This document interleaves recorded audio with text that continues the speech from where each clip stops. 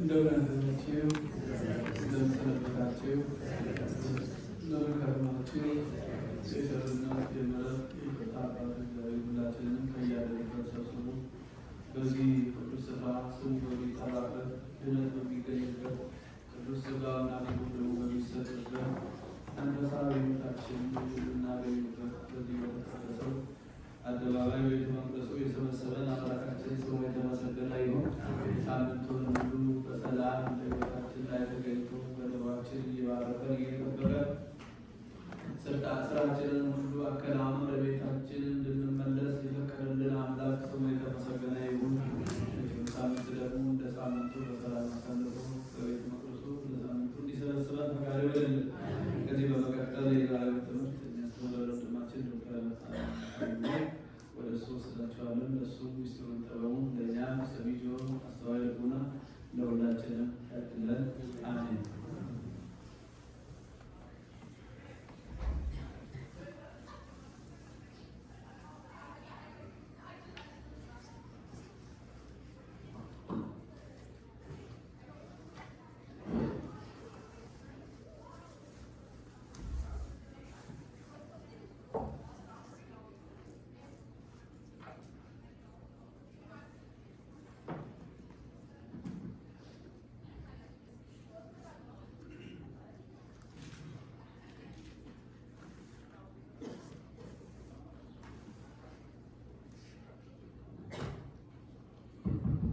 እንደምን አደራችሁ? አሜን። ፈጣሪያችን ጌታችን መድኃኒታችን ኢየሱስ ክርስቶስ ጠብቆ ለዚህ ቀን ስላደረሰን ምስጋና ዛሬ ዘወትር ለዘላለሙ አሜን።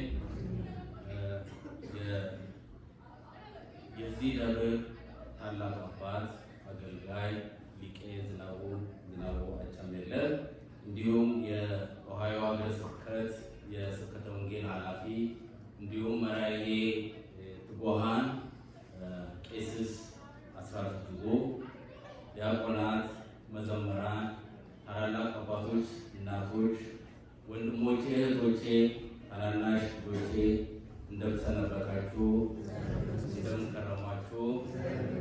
እስኪ መስቀል ሶስት ጊዜ እናማግብ። በስመ አብ ወወልድ ወመንፈስ ቅዱስ አሐዱ አምላክ አሜን። በስመ አብ ወወልድ ወመንፈስ ቅዱስ አሐዱ አምላክ አሜን። በስመ አብ ወወልድ ወመንፈስ ቅዱስ አሐዱ አምላክ አሜን። በዚህ ሰዓት እንግዲህ እዚች ላይ ቆሜ ያለኝን የገባኝን እግዚአብሔር በገለጠልኝ መሰረት ለእናንተ ለማስተማር ሳይሆን የገባኝን ያህል የገለጠልኝን ያህል ለማስረዳት ስለሆነ እዚሁ ታላቅ አባቶች አስተማሪዎች ስላሉ የማጠፋቸው ጥፋቶች ካሉ እያረሙን እናንተ ወንድሞች እህቶች ለእኔ ተናጋሪ አንደበት ለእናንተ ሰሚ ልቦና እንዲሰጥልን የአምላካችን መልካም ፈቃዱ ይሆንልን። ዛሬ እንግዲህ ቤተክርስቲያናችን ይሄንን ሳምንት የምታስብበትን በወንጌሉም አይተናል። በዮሐንስ 2:12 እስከ 25 እንዲሁ በምስባኩ ላይ መዝሙር 68 ከ9-10 መዘምራኖች እንዲሁም ሰላም የሚገኘው በቤትህ ነው የሚል አሁን በመጨረሻ ላይ መዝሙረ ዘምኩራብ የሚለውን ካህናት አባቶቻችን ዘማሪያኖች ዲያቆናቶች ሲያሰሙን ከርመዋል። ይህ ሁሉ ወንጌል ይሄ ሁሉ ትምህርት ነው። እንግዲህ በየዚህ በዐቢይ ጾም ወቅት የምንማራቸው ነገሮች ሁሉ ጌታችን መድኃኒታችን ኢየሱስ ክርስቶስ ያደረጋቸውን ድርጊቶች በደረጃ ላይ የምናይባት እነዚህ ሁሉ ስርዓቶች ከዚህ ስርዓት የምንማርባቸው ብዙ ነገሮች አሉ። ለማስታወስ ያህል በዐቢይ ጾማት ውስጥ ሳምንታቶቹ በተለያየ ተከፋፍለዋል። የመጀመሪያው ሳምንት ምንድነው? አባታችን እንዳስተማሩ ያየነው ዘወረደ። ሁለተኛው ሳምንት ምንድነው? ሶስተኛው ምንድነው? ምኩራብ። አሁን ይሄ ምኩራብ የሚባለው አሁን የምንገኝበት ነው። ከዚህ በኋላ ያሉት ደግሞ ተከታታይ የሆኑ ሳምንታቶች አሉ። ከምኩራብ ቀጥሎ መጻጉዕ አለ። ከመጻጉዕ በኋላ ደብረ ዘይት አለ። ከደብረ ዘይት በኋላ ገብርኄር አለ። ከገብርኄር በኋላ ኒቆዲሞስ አለ። ከኒቆዲሞስ በኋላ ሆሳዕና፣ ከዛ መጨረሻ ላይ ትንሣኤ። እነዚህ በተዋረድ በምናይበት ሰዓት ጌታችን መድኃኒታችን ኢየሱስ ክርስቶስ እኛን ለማስተማር ያደረጋቸውን ድርጊቶች እያሰብን በጾም ጸሎት እንድንከርም ነው። ስለዚህ አሁን ወደ መጨረሻው ወደ 3ኛው ሳምንት ላይ ስንገኝ በዚህ ሳምንት አሁን ዛሬ እሑድ ነው። ከፊታችን ሰኞ ጀምሮ የሚገኘው ሳምንትን አሁን ዛሬ የምናስተምረው እንዲህ ያለፈው ነው። ስለዚህ ዛሬ ላይ ቆመን ስለ 3ኛው ሳምንት ስናስተምር ስለ ምኩራብ ነው። ስለ ምኩራብ ስናወራ እንግዲህ ቅድም እንዳልኳችሁ በወንጌል ላይ ስለ ምኩራብ የተነበበውን ድጋሚ ለማንበብ እሞክራለሁ። ይህም የሚገኘው በዮሐንስ ወንጌል ቁጥር 2 ከ12 እስከ 25 ድረስ ነው። ከምዕራፍ 2 ከቁጥር 12 እስከ 25 ነው። እንዲህ ይላል። የአይሁድ ፋሲካ ቀርቦ ነበር። ኢየሱስም ወደ ኢየሩሳሌም ወጣ። በመቅደስም በሬዎችና በጎችን፣ ርግቦችን የሚሸጡትን ገንዘብ ለዋጮችንም ተቀምጠው አገኘ። የገመድም ጅራፍ አበጅቶ ሁሉን በጎችን በሬዎችንም ከመቅደስ አወጣቸው። የለዋጮችንም ገንዘብ አፈሰሰ፣ ገበታዎቻቸውንም ገለበጠ። እርግብ ሻጮችንም ይህን ከዚህ ውሰዱ፣ የአባቴን ቤት የንግድ ቤት አታድርጉት አላቸው። ደቀ መዛሙርቱም የቤትህ ቅናት ይበላኛል ተብሎ እንደተጻፈ አሰቡ። ስለዚህ አይሁድ መልሰው ይህን ስለምታደርግ ምልክት ታሳየናለህ አሉት። ኢየሱስም መልሶ ይህን ቤተ መቅደስ አፍርሱት፣ በ3 ቀንም አነሳዋለሁ አላቸው። ስለዚህ አይሁድ ይህ ቤተ መቅደስ 46 ዓመት ጀምሮ ይሰራ ነበር፣ አንተስ በ3 ቀን ታነሳዋለህን አሉት። እርሱ ግን ስለ ሰውነቱ ቤተ መቅደስ ይል ነበር። ስለዚህ ከሙታን ከተነሳ በኋላ ደቀ መዛሙርቱን ይህን እንደተናገረ አሰቡና መጽሐፍንና ኢየሱስ የተናገረውን ቃል አመኑ። በፋሲካ ዕለት በኢየሩሳሌም ሳለ ያደረገው ምልክት ባዩ ጊዜ ብዙ ሰዎች በስሙ አመኑ። ነገር ግን ኢየሱስ ሰዎቹን ሁሉ ያውቅ ነበር፣ ስለሰማው ማንም ሊመሰክር አያስፈልገውም ነበርና አይተማመንባቸውም ነበር። ራሱ በሰው ያለውን ያውቅ ነበር። እነዚህ አሁን የምናያቸው ከዮሐንስ ምዕራፍ 2 ከ12 እስከ 25 ያነበብናቸው እኛ ጌታችን መድኃኒታችን ኢየሱስ ክርስቶስ ስለ ምኩራብ ውስጥ ገብቶ ስለማስተማሩ ነው። ስለዚህ ወደዚህ ዝርዝር ውስጥ ከመግባታችን በፊት ምኩራብ ማለት ምን ማለት ነው የሚለው ነገር መነሻችን እናደርጋለን። ስለዚህ ስለ ምኩራብ በምናነሳበት ሰዓት እስራኤሎች በዛ ዘመን ጌታ ፈጣሪያቸውን የሚያመሰግኑበት ስፍራ ነው። ያ ስፍራ ምኩራብ ይባላል። ያ ምኩራብ የሚባለው ደግሞ ወደ አማርኛ በሚተረጉበት ሰዓት ቤተ መቅደስ ወይ ቅድስት ይላሉ። አንዳንድ አባቶች ተረጉሞ ደግሞ አዳራሽ ብሎ ነው የሚተረጉሙ። ስለዚህ ይህንን በምናይበት ሰዓት ጌታችን መድኃኒታችን ኢየሱስ ክርስቶስ በዚህ አሁን ባነበብኩት ርዕስ ውስጥ ያደረጋቸው ዋና ዋና ነገሮች አንደኛው ይህ ሳምንት ምኩራብ የሚባለው 3ኛ ሳምንት ነው። የማንጻት ሳምንት ይባላል። ይህንን በዝርዝር በኋላ ላይ ይባላል። ሁለተኛው ጌታችን መድኃኒታችን ኢየሱስ ክርስቶስ በምኩራብ ውስጥ ገብቶ አይሁድን የገሰጸበት ነው። በሶስተኛ ደረጃ የምናይበት ደግሞ አዲሱን ስርዓት በአሮጌ ስርዓት የቀየረበት ነው። አሮጌ ስርዓት የምንላቸው የኦሪት ዘመንን በአዲስ ዘመን የኦሪት ዘመንን ወደ ወንጌል የቀየረበት ዘመን መሆኑን የምናየው። በመጨረሻ ላይ ደግሞ የቤተ መቅደስ አገልግሎት ስርዓትን ያስተማረበት ነው። እዚህ ወንጌል ውስጥ የምናየው እነዚህ 4 ነጥቦች ናቸው። እነዚህ 4 ነጥቦችን በምናይበት ሰዓት እስኪ በእያንዳንዱ ላይ አባቶች እንዴት አድርገው እንደ ትርጓሜ እንደሰጧቸው ለማየት እንሞክራለን። የምዕራፍ ቁጥር 2:13 ላይ የሚቀደም እንደነበርኩላችሁ የአይሁድ ፋሲካም ቀርቦ ነበር፣ ኢየሱስም ወደ ኢየሩሳሌም ወጣ ይላል። እዚህ ላይ አይሁድ የሚባሉት አጠቃላይ ምዕመናኖችን ነው። የአይሁድ ፋሲካ የሚባሉ ደግሞ በአይሁድ ፋሲካ በሚያከብሩበት ሰዓት በአንድ ላይ ተሰብስበው በአንድ ቦታ ነው ሰብሰብ ብለው የሚያከብሩ። ስለዚህ የአይሁድ የሆነ ምዕመናን ሲሆን የአይሁድ ፋሲካ የተባለው ጌታችን መድኃኒታችን ኢየሱስ ክርስቶስ ነው። እንደምታውቁ በፋሲካ ወቅት የሚከበረው ምንድን ነው? ይታረዳል አይደል? ለዛ ነገር መስዋዕት ይቀርባል። ስለዚህ በዚህ ላይ በምናይበት ሰዓት የአይሁድ ፋሲካ ቀርቦ ነበር። በፋሲካ ሰዎች ይሰበሰባሉ። እነዚህ አይሁድ ምዕመናኖች ይሰበሰባሉ። ለዛ ፋሲካ የሚቀርበው ራሱን አሳልፎ የሚሰጠው ማለት ጌታችን መድኃኒታችን ኢየሱስ ክርስቶስ ነው።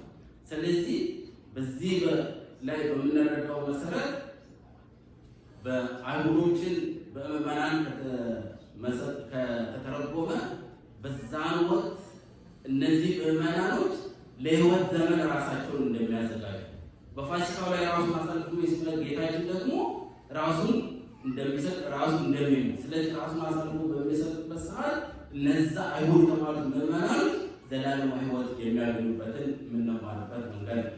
ሁለተኛው ነገር ኢየሩሳሌም ሲባል ኢየሩሳሌም ደግሞ የሰላም ስፍራ፣ ሰላም የሚገኝበት ማለት ነው። የሰላም ስፍራና ሰላም የሚገኝበት ደግሞ ምንድነው? እኛ በአስተምህሮታችን በመስቀል ላይ። ስለዚህ ኢየሩሳሌም የሰላም ስፍራ፣ የሰላም ቦታ ሆነ ሰላም የሚገኘው የት ነው? በመስቀል ነው። ምክንያቱም ጌታችን መድኃኒታችን ኢየሱስ ክርስቶስ በመስቀል ላይ ተሰቅሎ ነው እኛ ራሱ አሳልፎ ሰላም ሕይወት ይሰጣል። ስለዚህ የኢየሩሳሌም ምሳሌው የመስቀል ነው። ስለዚህ የአይሁድ ፋሲካ ቀርቦ ነበር ሲባል ምዕመናኖች ተሰብስበው እግዚአብሔር ላይ ተፈርዶ በስቅለት ቢደርሳት ወደ የተከታተሉበትን የምናይበት ነው። ሁለተኛ ደግሞ የኢየሩሳሌም ምሳሌ የመስቀሉ ነው። በመቅደስም በሬዎችና በጎችን እርግቦችንም የሚሸጡትን ገንዘብ ለዋጮችን ተቀምጠው አገኘ ይላል። እንግዲህ በመቅደስ ውስጥ ያልኳቸው ቅድም ምኩራቡ ነው።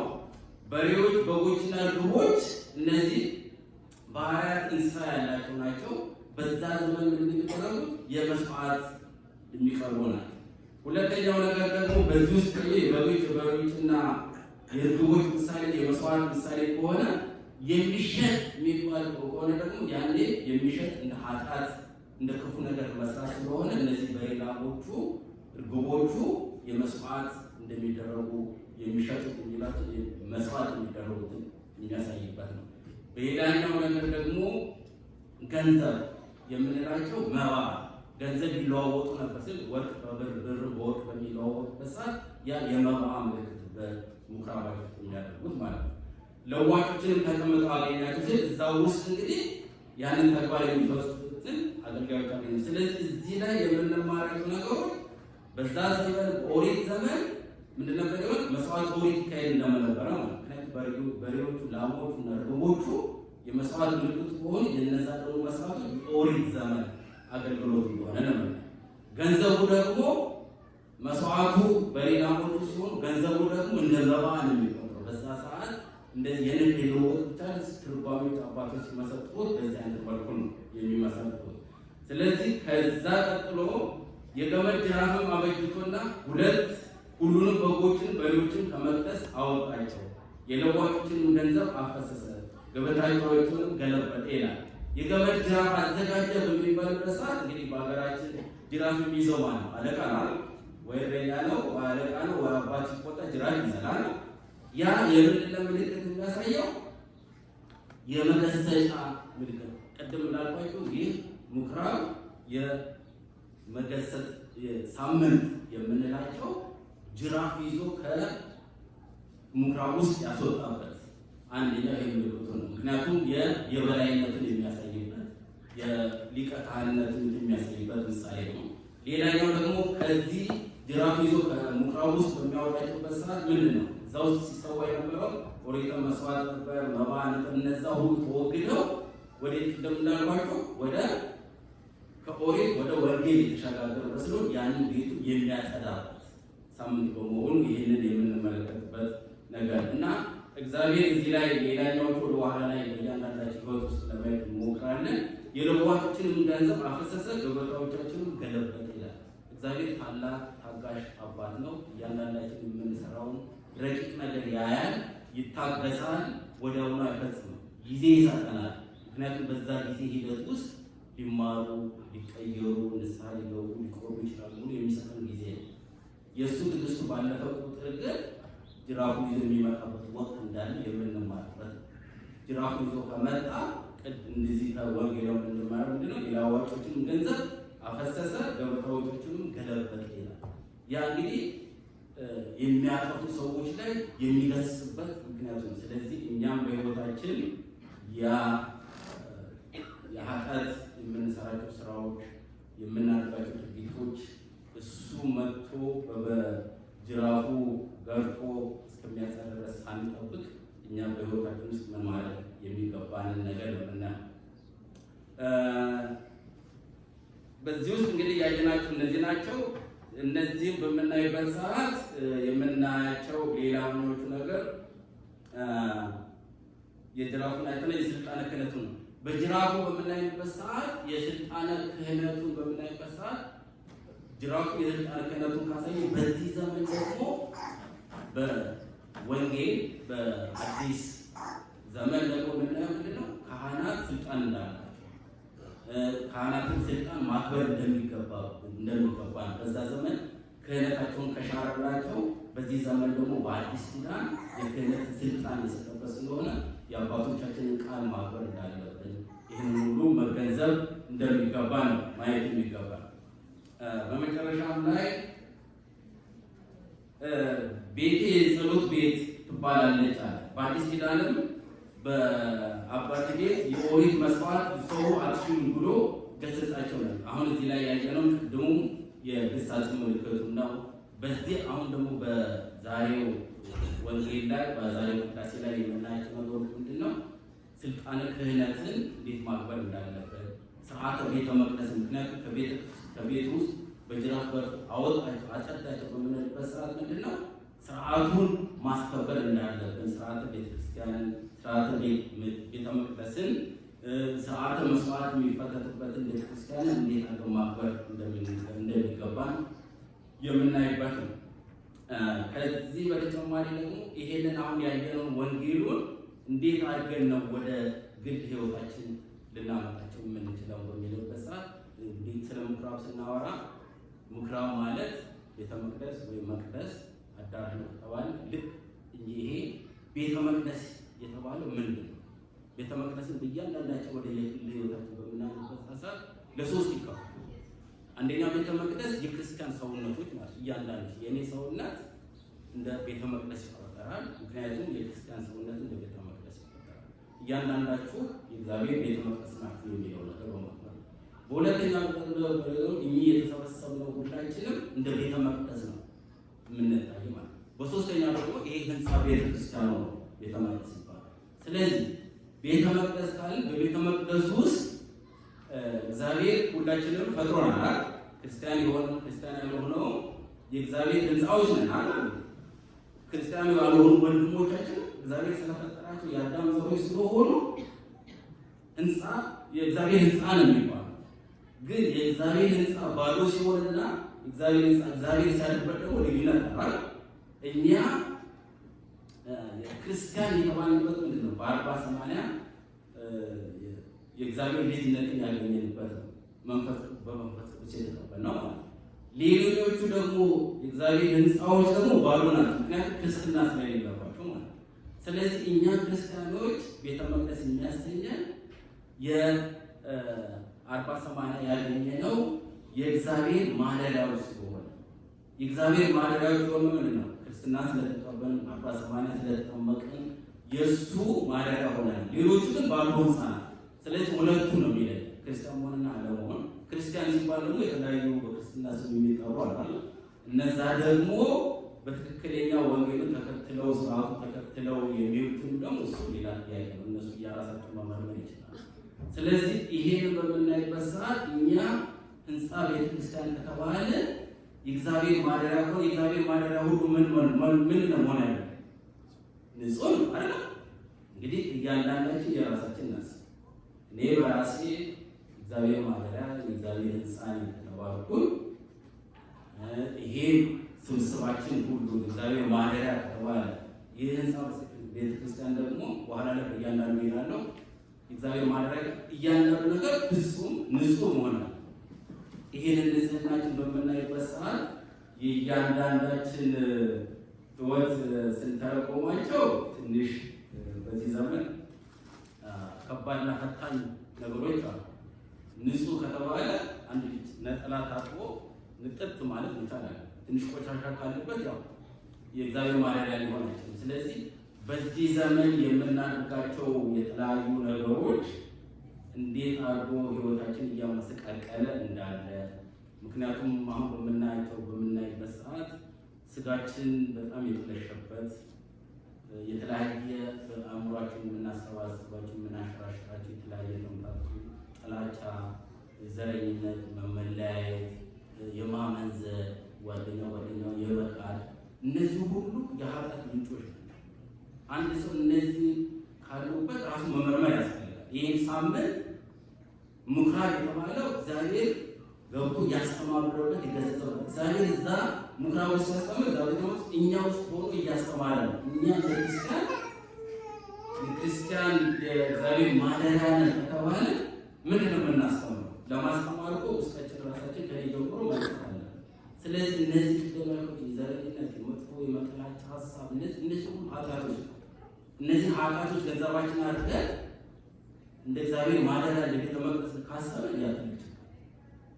ለዛም ነው እግዚአብሔር ቸር ነው፣ ሩህሩህ ነው፣ ማያጠፋን ነው፣ ጊዜ ይሰጠናል፣ ወቅት ይሰጠናል። ይህን ለዚህ አሁን በዚህ በአብይ ጾም እችን ሳምንት እንኳን ሲሰጠን እስኪ በዚህ እንኳን ቢመለሱ ብሎ ያ ጅራፉ ገይዟል። ያ ጅራፉ ከመምጣቱ በፊት በዚህ ሳምንት በዚህ ጊዜ ቤተክርስቲያን እያመላለስን እያነሳን ይሄድን ያ ትልቅ ነገር ነው። ስለዚህ እግዚአብሔር የሚያስተምሩበት መንገዶቹ እነዚህ የተለያየ ጭንቅላታችን ውስጥ የምንፈጥራቸው የመለያየት፣ ዘረኝነት፣ ወንድም ወንድሙን የመጥላት ይሄ ከእግዚአብሔር የተሰጠን ነገር አለ። እግዚአብሔር የሰጠን ንጹህ ነገር ስለሆነ እኛ በተለያየ አጋጣሚ በሕይወታችን ውስጥ እያዳበርን የመጣናቸው ነው። አንድ ሰው በዚህ ምድር ላይ ኖሮ በሚሞትበት ሰዓት ወደ ሰማይ በሚሄድበት ሰዓት እርግጠኛ ነኝ አሁን የያዝነውን የዘረኝነት የጥላቻ መንፈስ ማንም ወደዛ ሄደ። ሁሉም ሰው ሲወጥ ወደ አንድ ቦታ፣ ምክንያቱም ያዳሙ ልጆች ተሰብስበን ነበር። እንግዲህ የዚህ ያለው ማንነታችን የትም ማንም ይዘናል። የዚህ ያለው ማንነታችን እንዲቆይ እዚህ ምድር ላይ። ስለዚህ እነዚህን እንድናስተውል የሚገስጽብን የሚያስተምርበት ምክንያቶች ናቸው። ስለዚህ እነዚህን ነገሮች ቆሽሸን ሳንገኝ ቃል እግዚአብሔርን እየተማር በንስሐዊ ሕይወት ውስጥ ገብተን ስጋው ደግሞ ተቀብለን፣ ምክንያቱም የዘላለም ሕይወታችን የምናስብ ክርስቲያን የሚያስብ ያ ክርስቲያን። ስለዚህ እኛን የእግዚአብሔር ቤተ መቅደስ ነን ከተባልን የክርስቲያን ሰውነት እግዚአብሔር ቤተ መቅደስ ጋር የእግዚአብሔር ማደሪያ ደግሞ ሁልጊዜ ንጹህ መሆን እንዳለበት ሰዎች ነን። በሕይወታችን ውስጥ እናጠፋለን። በንስሐ ሕይወት መመላለስ አለብን። ስጋው ደግሞ መቀበል አለብን። ወንድሞቻችን ይቅርታ ማድረግ አለብን። በትህትና መኖር አለብን። አንዱን ማክበር አለብን። እነዚህ በተሟሉ ቁጥሮች የዘላለም ሕይወታችን ጥርጊያ መንገዶች የምናዘጋጅባቸው ናቸው። ይሄንን በሚመለከት ያዕቆብ የሐዋርያው ቅዱስ ጳውሎስ ወደ ያዕቆብ መልእክቱ 4-8 እንዲህ ይላል፣ እናንተ ኃጢአተኞች እጃችሁን አንጹ፣ ሁለት ሀሳብ ያላችሁ ልባችሁን አጥሩ፣ አልቅሱ፣ ስቃችሁ ወደ ሐዘን፣ ደስታችሁም ወደ ትካዜ ይለወጥ። በጌታ ፊት ራሳችሁን አዋርዱ፣ እርሱም ከፍ ከፍ ያደርጋችኋል። ራሱን ያዋረደ ራሱን ዝቅ ዝቅ ያደርጋል፣ በጌታ ዘንድ ከፍ ከፍ ይላል። ትዕቢት የክርስቲያን አይደለም። ጥላቻ የክርስቲያን አይደለም። እኛ ከእግዚአብሔር አምላክ የወረስነው ይሄንን አይደለም። እኛ ክርስቲያኖች ሲባል ዝም ብሎ የስመ ክርስትና አንገታችን ላይ ክር የማሰር ሳይሆን በተግባር ቅድም በትምህርታችን ላይ በወንጌልም ላይ ሃይማኖትና ምግባር እያንዳንዳቸው አንዱ ከአንዱ ጋር የተያያዙ ናቸው። ሃይማኖተኛ ሲባል በምግባሩ ሙሉ የሆነ ማለት ምግባሩ ተበላሽቶ ሃይማኖተኛ ነበር አብሮ ሄዶ ሃይማኖት ሳይኖር በምግባራቸው ሁለት አንዱ ከአንዱ ጋር የተጣመሩ ስለሆነ ክርስቲያን የእግዚአብሔር ማደሪያ ነው ከተባለ በምግባሩ በሃይማኖቱም ስርዓትና ደንቡን የተከተለ መሆን ያለበት ነው። ስለዚህም ነው በዚህ አብይ ጾም ላይ ይሄ ምኩራብ የሚባለው ነገር ለእኛ ወደ ምኩራብ ቦታ ያስተማረበት እኛን ያስተማረበት ሁለተኛው ምክንያት ነው። ሁለተኛው ደግሞ የስብስብ የሁላችን አሁን ያወራውን እየብላችን አሁን ደግሞ ማህበራዊ ስብስባችንን እንደ ቤተ መቅደስ ይጠባል። እንደዚህ እንግዲህ በግል ላይ ቅድም ብዙ ችግር አይተናል። አሁን ማህበራዊ ሲሆን ደግሞ ችግራችን እየዛን ያህል ይሰማል። ስለዚህ እነዚህ የማህበራዊ ችግሮቻችን እንዴት አለን ክርስቲያኖች ሲሆን ማህበራችን ምን መምሰል አለበት? ምክንያቱም ይህ ማህበር እንደጥቅሙ የክርስቶስ ማደሪያ ተባለ ንጹህ ማለት ይህ ማህበር እንዴት ነው ንጹህ ማለት ነው? እያንዳንዳችን የሚጨምሩ በእያንዳንዱ ህይወት ውስጥ በየግላችን ንጹህ ይሆን ቁጥር ይሄ ማህበር ደግሞ በጣም ክርስቲያናዊ ባህሪ ክራይስታዊ ስነ ምግባር ያለው ይሄ ሌላውን የሚገስጽ፣ ሌላውን የሚያስተምር፣ ሌላውን የሚመልስ፣ ከጥፋት የሚመልስ ማህበር መሆን አለ። በዚህ ማህበር ውስጥ አለመከባበር፣ አንዱ አንዱን የመናቅ፣ ሌላኛው ላይ የበታች የማድረግ ይሄ የክርስቲያናዊ ተባለ።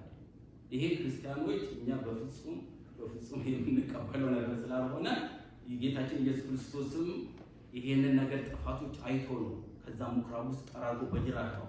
ስለዚህ እንዲህ የተሰበሰቡ ምዕመናኖች ሁሉ የእግዚአብሔር ቤተ መቅደስ ከሆን ያ ጌታችን መድኃኒታችን ኢየሱስ ክርስቶስ ጅራቱን ይዞ ከመምጣቱ በፊት ግን ሁላችንም ራሳችንን ቆም ብለን ማየት፣ በህብረት መኖር፣ በፍቅር መኖር የዘላለማዊ ህይወታችን ምክንያቱም ክርስቲያን ስንሆን የዚች ምድራዊ ህይወታችን አለ የዘላለማዊ ህይወታችን እያሰብን ስለምንሄድ ይህ ስብስባችን በስነ ስርዓት ተከባብረን እንኖር ያስፈልጋል። ቅዱስ ጳውሎስ ለገላትያ ክርስቲያኖች ከምዕራፍ 5 ቁጥር 15 ላይ እንዲህ ይላል፣ እርስ በርሳችሁ ብትነካከሱ ብትበላሉ እንዳትጠፋፉ ተጠንቀቁ ይላል። እኔ የወንጌል ሚስጥር በጣም ይገርመኛል። እኛ ይሄ ነገር ቀጥታ ለሁላችን ነው የሚናገር። እርስ በርሳችሁ ብትነካከሱ ብትበላሉ እንዳትጠፋፉ ተጠንቀቁ። ስለዚህ እርስ በርስ የሚደረጉ ግጭቶች የመጨረሻው ምንድን ነው?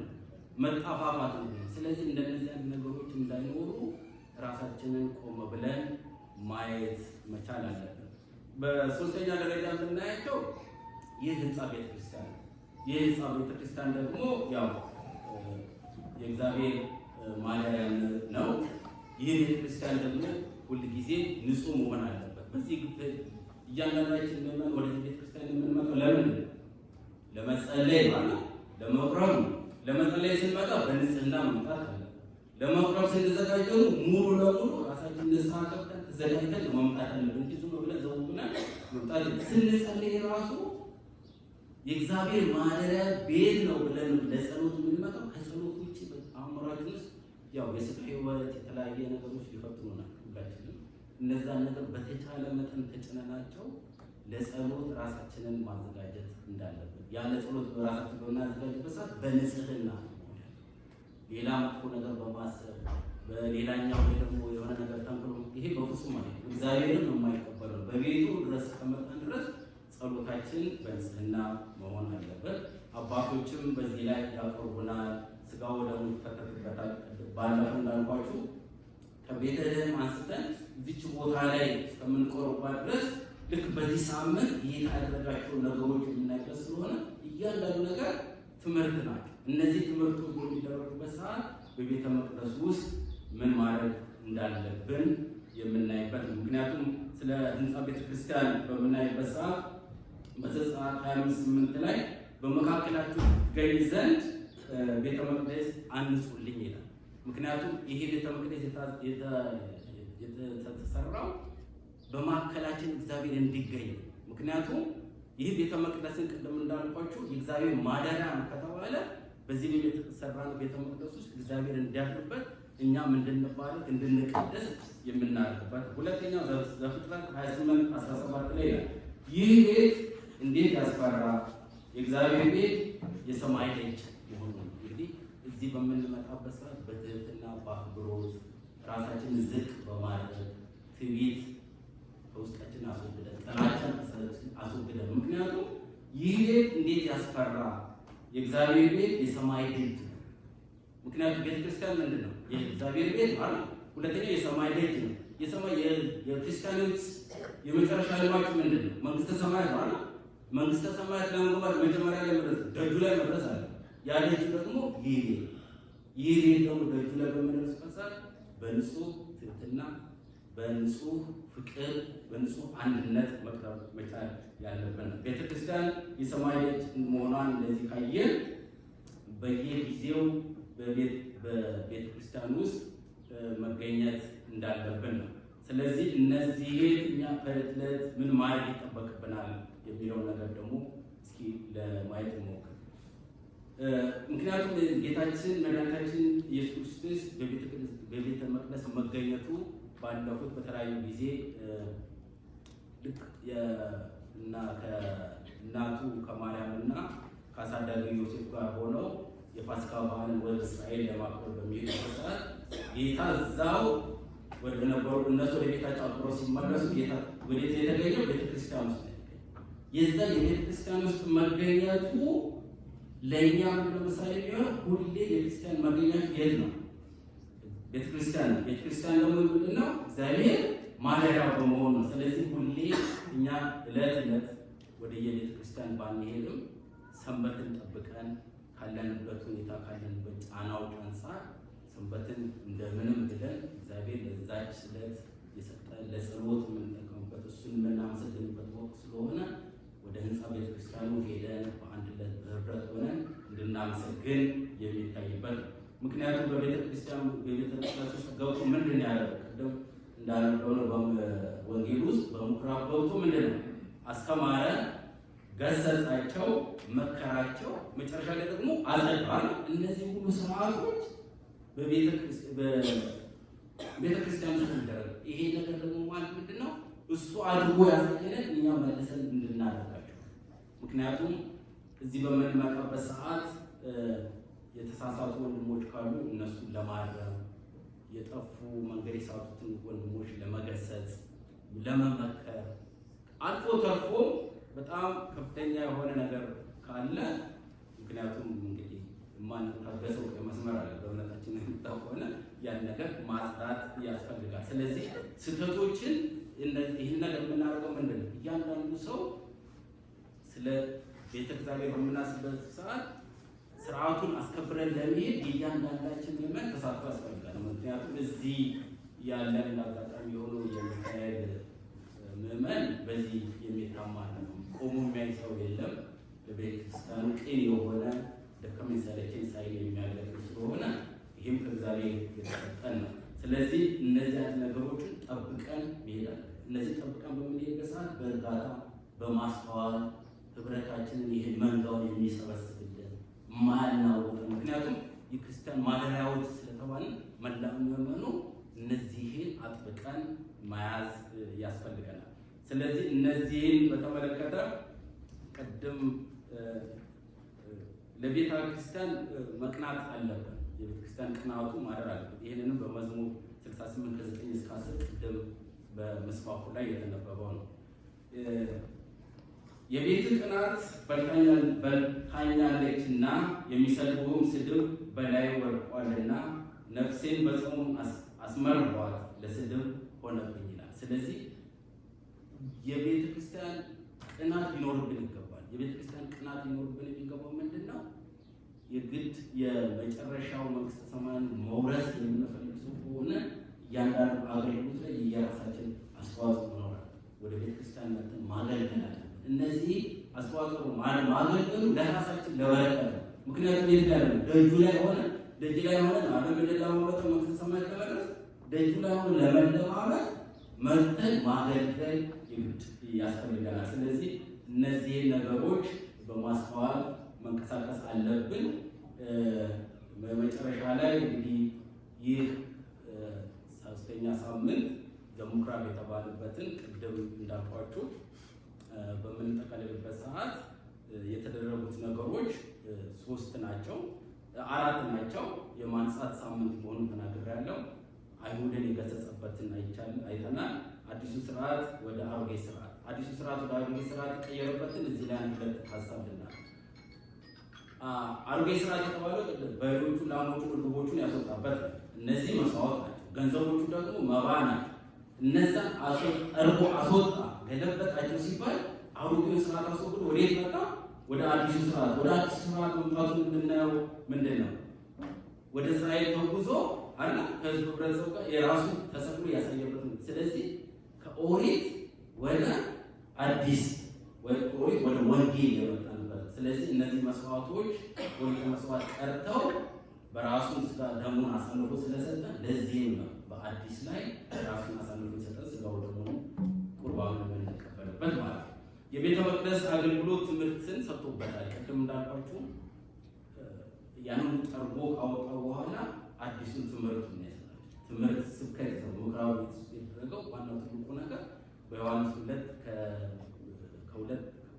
2:12-25 ድረስ የተደረጉት ነገሮች እነዚህ ቤተክርስቲያን የትምህርት አገልግሎት የሰጠባቸው ስለሆኑ እኛም ይሄንን በወንጌሉ ላይ በምስባኩ ላይ የተነበበውን እንዲሁም አባቶች ቅድም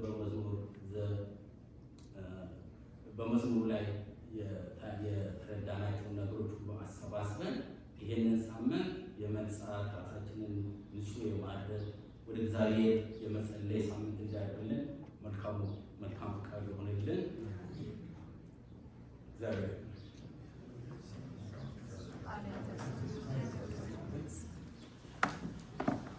ቃል ያሰማልን። በሰማነው ቃል ሁላችንን ይባርከን።